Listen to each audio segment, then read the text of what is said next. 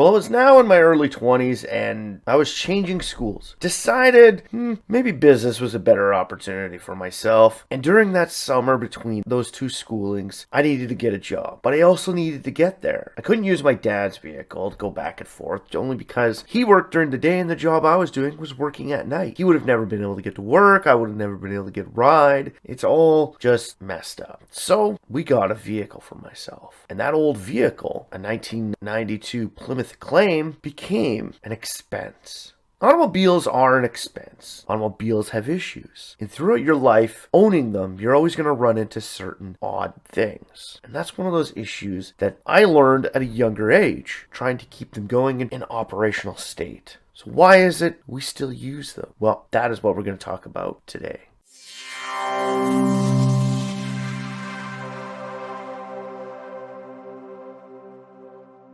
Welcome back to the AutoLooks podcast. I am your host, as always, the doctor to the automotive industry, Mr. Everett J, coming to you from our main website at AutoLooks.net. If you haven't been there, stop by, check it out. See some of the corporate links websites and our ratings on the automotive end of the year rating pages. On top of that, the AutoLooks podcast is brought to you by Ecom Entertainment Group and hosted by the one and only Everett J. The AutoLooks podcast can be found on every major streaming site out. If you haven't been there, stop by, check it out. From Amazon Music to Spotify, the AutoLooks podcast can be found on every major streaming platform. And while there, please give us a review and rate us on how well we have done throughout our podcasts. So like I said in the beginning, my first vehicle, well not first vehicle, but the vehicle I owned jointly with my father was, well, my first foray into learning about the automotive world and its ownership. Car ownership is one of those things that we all eventually get into. You know, a great lot of people will actually get into car ownership, and when you get into it, it's unlike anything else you've ever imagined. Owning a cell phone, well, cracking its screen and having to get it replaced is one thing. Owning a computer and getting a virus, having to get it cleaned, yeah, whatever. But on top of that, if you maintain these things, they can last for a long time and you never have to spend any more money on them. Well, automotive ownership is completely different. Hell, it's even completely different than home ownership. Owning my own home, besides general maintenance, a lot of the stuff in it, I'm fixing things and making things look better and doing these little odd jobs here and there every single year is about it. But owning a vehicle, you're guaranteed that you're going to have to go see, as I call it, the automotive doctor at least once a year. Even if you get new vehicles, you still have to go back to the dealership on average every 6 months for a review of your vehicle. Even if you don't get maintenance done, you still have to go back. Car ownership is inclusive of so many things, and a lot of people don't understand that. A lot of people think, I'm just going to get in this vehicle, I'm going to drive it for the next 10 years of my life like I use my laptop for the last 10 years and not have to worry about anything else.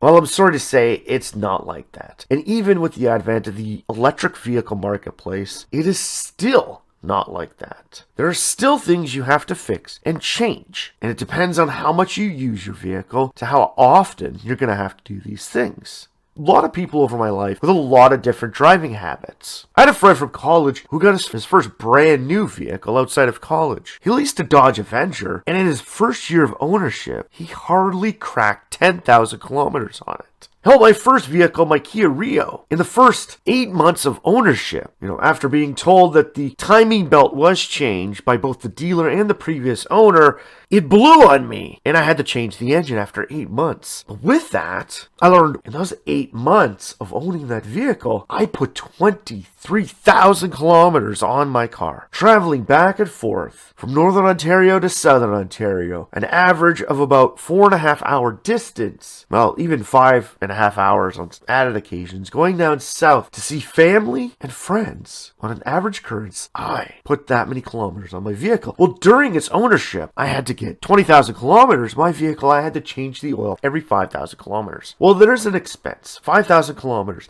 In 8 months, I had to change my oil 4 times at an average of $160 a pop. Yeah, they overcharge for imports. It's not like when I owned my Chrysler Concorde before that, when I was in college. I'd go get the oil changed, and it was between $90 and $100 to get the oil changed. So it's a lot cheaper.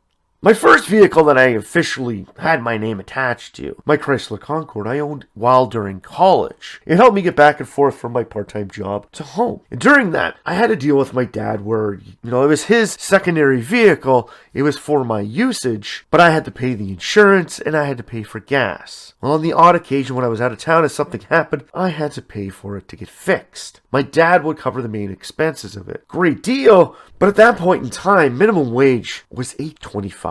Yes, $8.25. And I still managed to own a vehicle. In secondary insurance, I was paying over $300 a month to own that vehicle. Just in insurance. See, people, when they get into buying a vehicle, they don't understand the extra expenses that go along with it. I've had friends who, well, let's just say they don't make tons of money and don't have lots of money, and they get vehicles because it's like, oh, it's so much better than taking the bus, because when I'm with the bus, I have those scheduled times. There could be, at some points in time, an hour between this bus and the next bus in certain areas of our great city.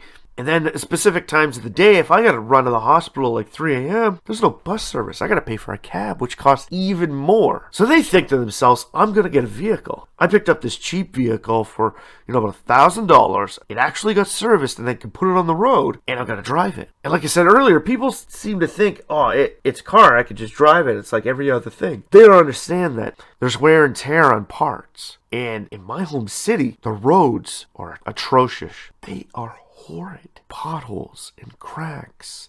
Like every spring, you can hit potholes that can literally break your front suspension if you don't maintain it. Every year on my main road going from my house to my daytime job, every spring I know before the pothole patrol gets out because there are vehicles on the side of the road waiting for tow trucks to come and change their tires. And that is one of the weirdest things out there. With car ownership these days and so many people being tied into owning products that they constantly just upgrade, they don't understand the ownership and the value that goes behind car ownership. It's an expense, a massive expense, and it's one of those only expenses you'll ever have where you'll never gain anything from it. Unless you're exclusively rich and can afford to purchase vehicles that nobody else can get their hands on that are so desired and increase in value, your car will never make you money, ever. Hell, when I owned my first house, I had it for 10 years. And after upgrades, ownership, taxes, and everything else, when I take out all of that extra and added it to the price of my house, and then what I sold it for, after 10 years, I made a profit of $6,500. Sure, when I sold it off, everybody's like, well, you sold it off for $70,000 more than you bought it for. I'm like, yeah, but with all the extra expenses that went into owning it over the course of 10 years, that equates to $6,500 in my pocket. That's not a lot of money. My wife and I bought a crappy Malibu once. And all I can say, bottom-end Chevrolet vehicles are like buying Kias. Get prepared to spend time at the shop. Buying them brand new, whatever. There's not as many issues, but buying them used, this thing only had over 120,000 kilometers on it, and every 3 months, I had to get something else fixed. And I only owned it for 3 years. At the end of its life, it just became more problematic. It was going to cost me nearly $2,000 to fix the vehicle, and there was no guarantee it was going to even stay good.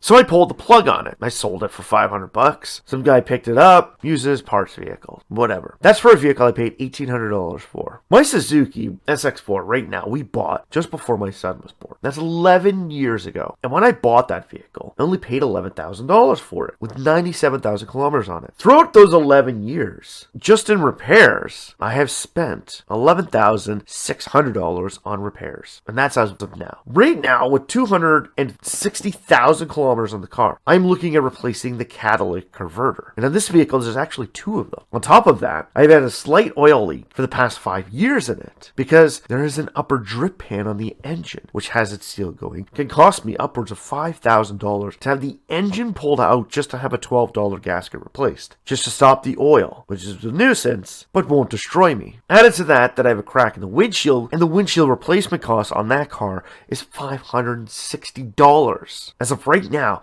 I have expenses equating to close to $3,000 to keep that vehicle on the road. After owning it for 11 years and only spending $11,600 on repairs, that's pretty mediocre. $1,000 a year in expenses? Considering the fact that I only paid $11,000 for the vehicle, had I bought that vehicle brand new, being a 2007 Suzuki SX4 with no cruise control, no heated seats, no extra features in it, that vehicle would have cost me about $28,000 without any added warranties or anything like that added to it. About $28,000 brand new. Well, I've owned the car for 11 years and I've never even paid for the price of that vehicle brand new. So essentially I've come out ahead on top of buying a vehicle like that. On the other hand, my Kia Borrego, which I've owned for 4 years now, actually going on about 5 years, bought that thing for about $11,000.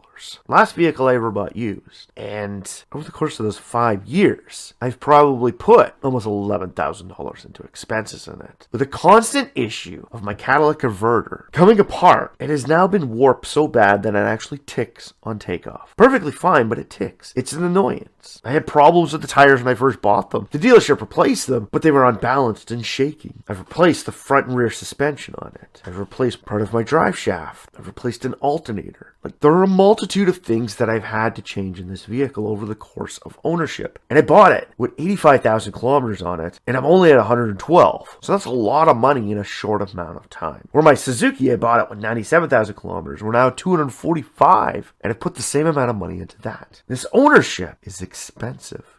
And both of my friends that don't have tons of money and own vehicles have thought, we need these so we don't have to take the bus. Well, the one of them has to take the bus or has to get other people to drive them around quite often because their van is constantly getting repaired. And when they blow their check that they get once a month before anything else and don't save anything, when those issues come up, they don't have money for it. When you don't have money to repair a vehicle, you're screwed. Vehicles have added expenses. And people think, oh, my oil change is going to cost me $120. I could put that off. Oh, that sound of the front end. I could put that off. But the more you put off those issues, when something does happen, so let's say that front end noise was actually a ball joint or a bearing, and you kept putting it off. You didn't do that expense when you did it, and you weren't saving money towards it. Well, now you've hit a pothole and broken it. Now you have to pay for a towing expense, an added one, to get it to the shop. On top of that, since it broke and took out a tie rod, you now have even more of an expense. So in your initial expense to repair that part, when it will cost you about $350, you're now looking at a bill of over $800. All because you wanted to put it off. Because you thought it's like everything else. If I don't do an update on my computer, I could just put it off. Eventually it'll get done, but it'll be the same effect as if I did it tonight. No, it's car ownership. There are massive amounts of costs associated with it. And people don't understand that. You have to replace tires. You have to replace suspension components. Your exhaust will eventually become an issue. And because most car companies don't build them out of stainless steel, magnesium, or galvanized, will only go so far. And living in an area where we are more prone to salt on our roads in the wintertime, our vehicles corrode. We have rust, and they start to fall apart. Not cleaning your vehicle can cause issues. Sand buildup could slowly destroy parts. Not getting it properly oiled or greasing parts, which means parts can break down. Not topping up your fluids can have detrimental effects. Not flushing and cleaning your radiator. In older vehicles, not cleaning your transmission fluid. Not changing your oil. Everything can have an issue, and they balloon a lot quicker than you think.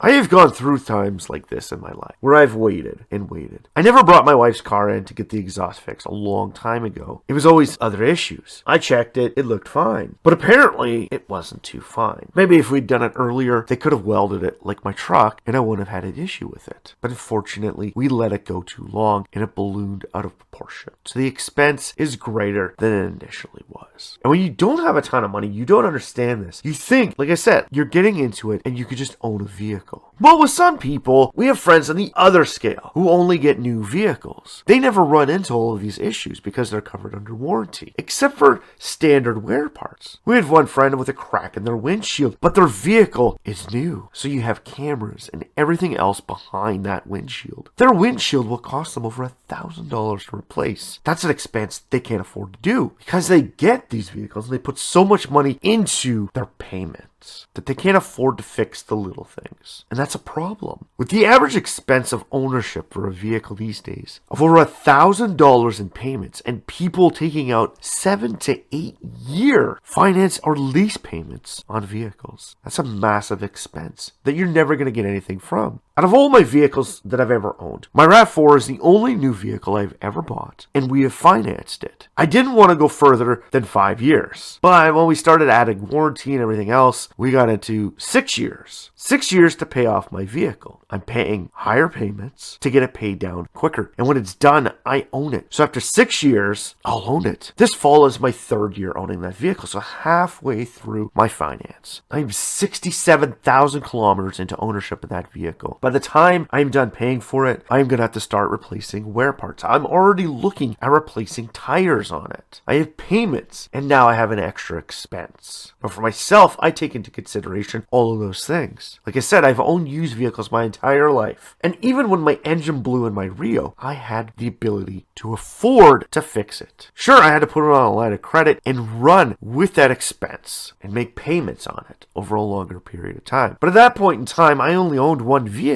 So I only had one insurance premium to pay and only had to fill up one car. And with it being a Kia Rio and the fact that it was a 5-speed, it was cheap to operate under a standard pretense. Cheap to operate in the fact that putting gas in it was way cheaper than owning a V8. But not cheap to operate in the fact that its parts cost more than most domesticated brands. Like I said, when I got that Rio, I had to replace the windshield. At $230, I thought that was expensive. I changed the windshield of my Concorde for $120.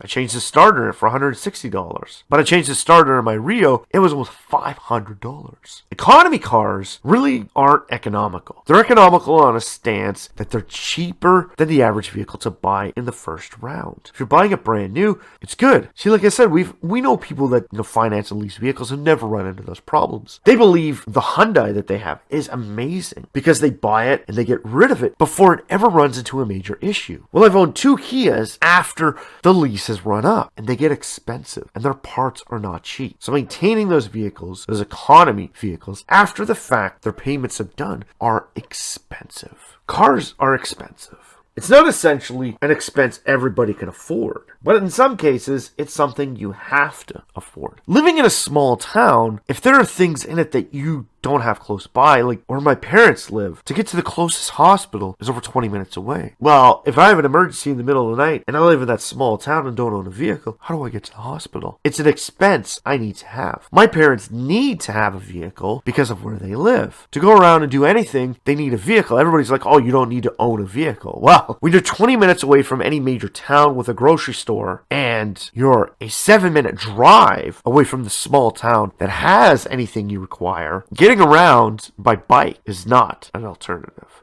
You can do it, but when it's minus 40 in January, you don't want to do it. Owning a vehicle is more of a luxury item, and people don't understand that. They think it's a God-given right, like driving, and it's not. It's a massive expense, and you need to understand the undertaking before you get into it. I waited until I was done college before I bought my first vehicle. And why did I wait? I wanted to ensure that I had money to get through college, because knowing the expense that goes behind owning a vehicle, I didn't want to get into it at a younger age when I had a massive expense already ahead of me. I wanted to wait until I was done college. I look back at it now and yeah, I really should have just taken an extra year off from high school, worked through it, bought my fun little car, and at least just parked it somewhere until I was done. So I at least had something to look forward to.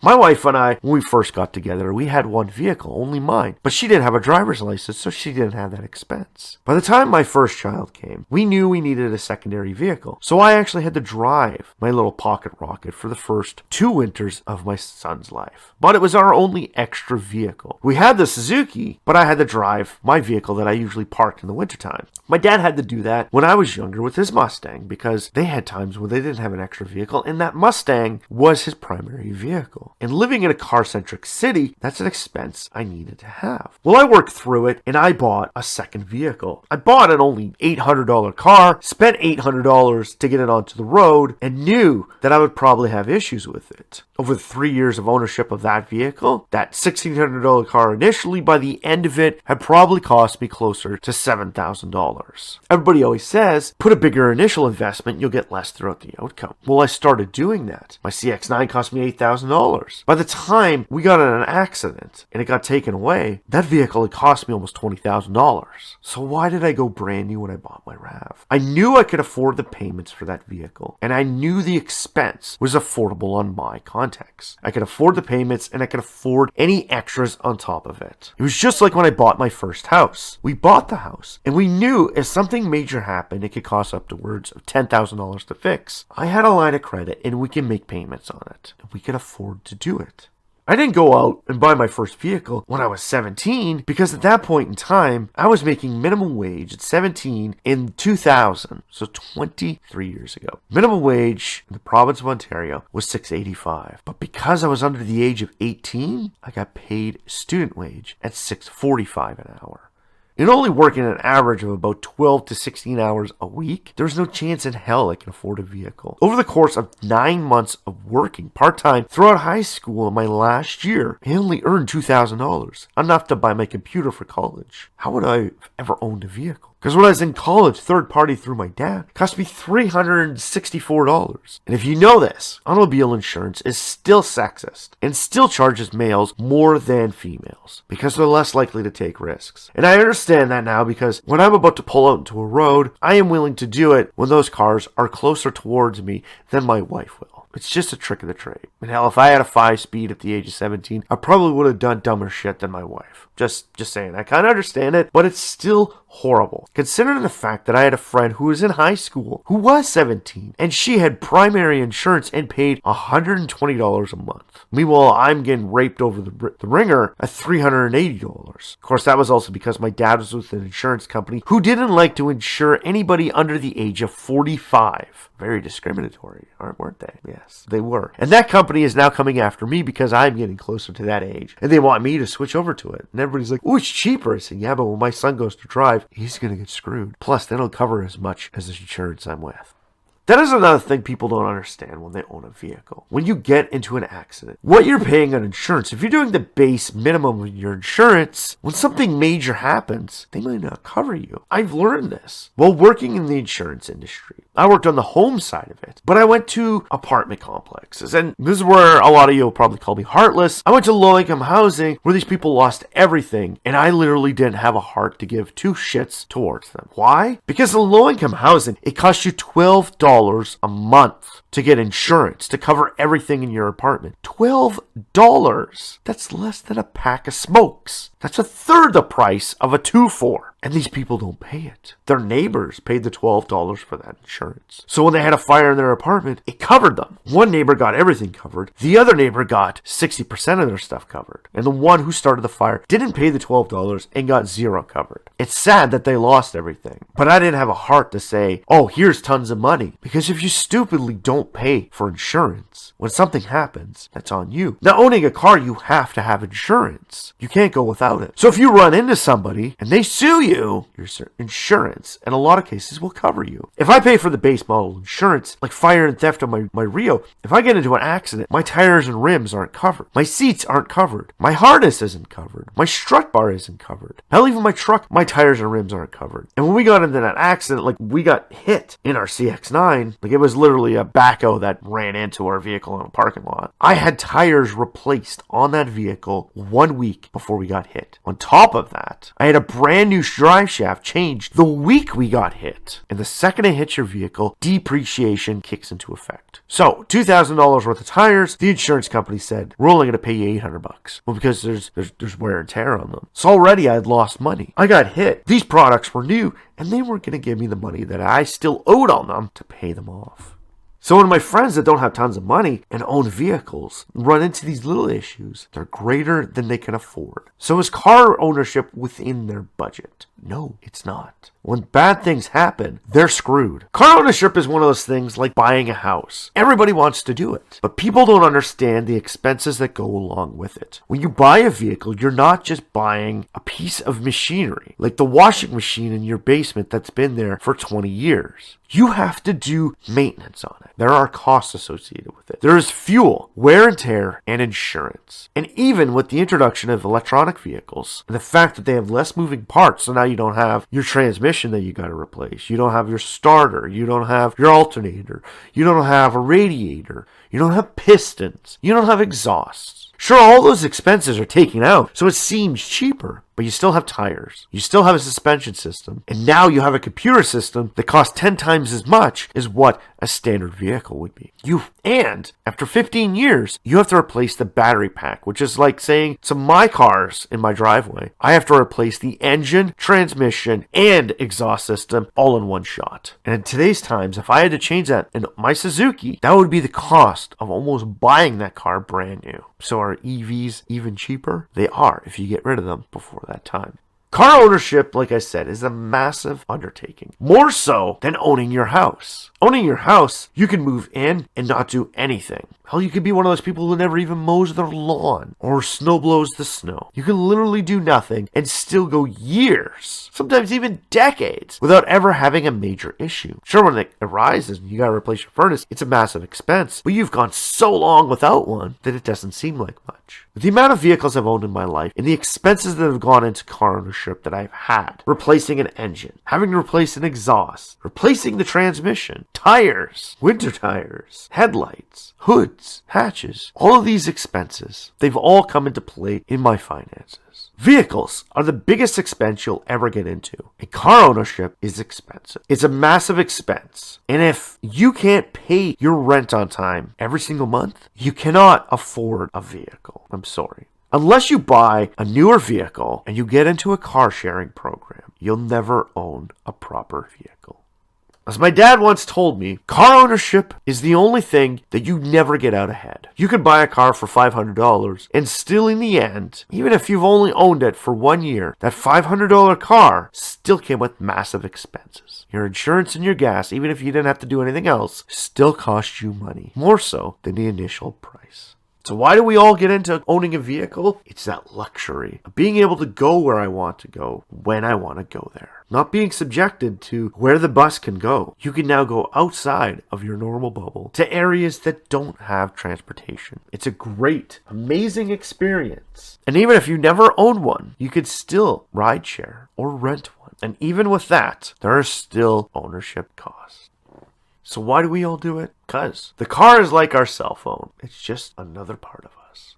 So if you like this podcast, please stop by the website or any of the major streaming sites you are on. Leave us a review. Give us 5 stars if you want. If you think this is great and you want to know a little bit more about car ownership, send us an email at autolooks.net. Ask us some questions. We're here to answer them. And if you want more answers about owning vehicles or issues with vehicles, stop by the autolooks.net website. Go to the help pages. We have help for you. Car Complaints is one of the best websites you'll find for learning about lemonade issues, product issues, and even recalls on any of the vehicles you're ever even thinking of considering buying. They even tell you if the vehicle is a clunker, a stay away from, or an amazing product. In my driveway, I don't own any clunkers, but I do own 2 good rated vehicles thanks to that website. And a lot of the issues that I've run into that has been exposed on that site, I have seen. So, like I said, if you want to know a little bit more, stop by the AutoLooks.net website, check out the help pages, and learn about vehicles and car ownership. It's a great deal to learn about before you decide to jump into that pool.